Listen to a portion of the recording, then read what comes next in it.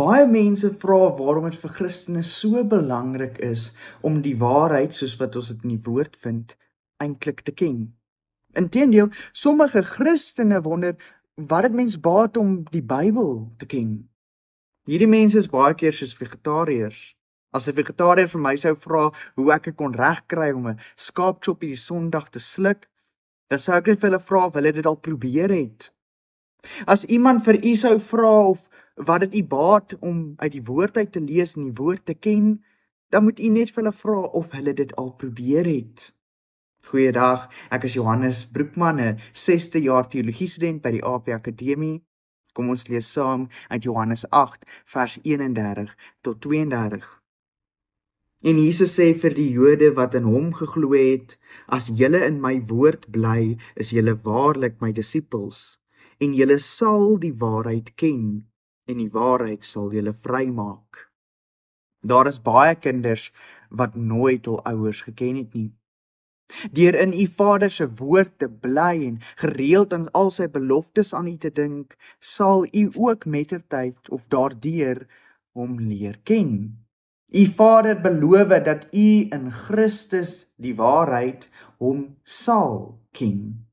Christus het gekom sodat ons in hom, deur die Gees se werking in ons harte, vry gaan maak kon word om God te ken. Ons kan nou die waarheid ken. Ons ken ook die Vader deur die Seun te ken, want Christus is die weg en die waarheid en die lewe. Niemand kom na die Vader behalwe deur hom nie. En ons het die liefde wat God tot ons het, leer ken en geglo. God is liefde en hy wat in die liefde bly, bly in God en God in hom. 1 Johannes 4 vers 16. Hierdie kennis is dan nie net teoreties nie. Dis nie 'n feit waarvan u weet, maar wat u nie noodwendig geniet nie. Dit is lewendig, dis werklik, is iets konkreet.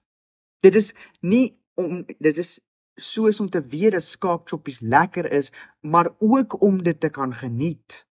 Om die waarheid te ken is om in verhouding met die Seun en ook met die Vader deur die Gees te staan en so die lewe aan te pak. Abraham het nie net die feite van God se verlossing wat hy beloof het en al die beloftes van God geken nie.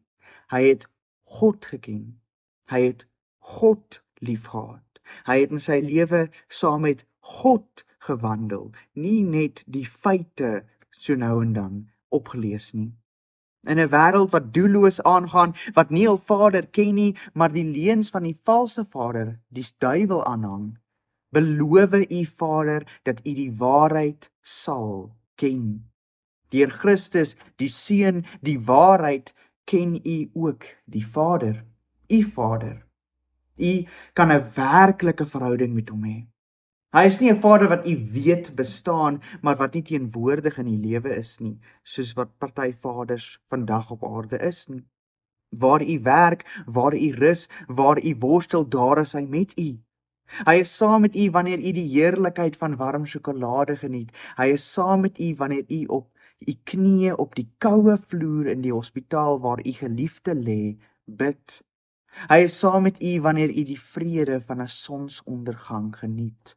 Elke stap, elke tree van u lewe, hou u Vader u hand vas.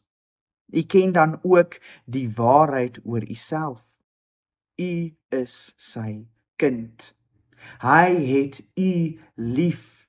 U is verlos, u is vir ewig deel van die Vader se huis.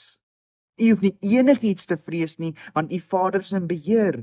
Hoor sy woord, sy beloftes aan u en ken u Vader. Kom ons word stil dan voor ons Vader. Liefdevolle Vader, u is die ware God. U het u onbeskryflik groote genade geopenbaar deur die Seun te stuur, sodat ons nie van u geskei sou wees nie, selfs toe ons wou wees, maar sodat ons u kan ken. Hoe heerlik is dit nie om u te kan ken nie. Hoe wonderlik is dit nie om as kinders voor u te mag buig nie. Ons dank u dat ons kan weet dat u oral met ons is. U is ons liefdevolle Vader wat altyd ons hand vashou. laat ons asseblief dit nooit vergeet nie, Vader. Ons bid dit in die naam van u enige gebore Seun, Jesus Christus, deur die werking van die Heilige Gees. Amen.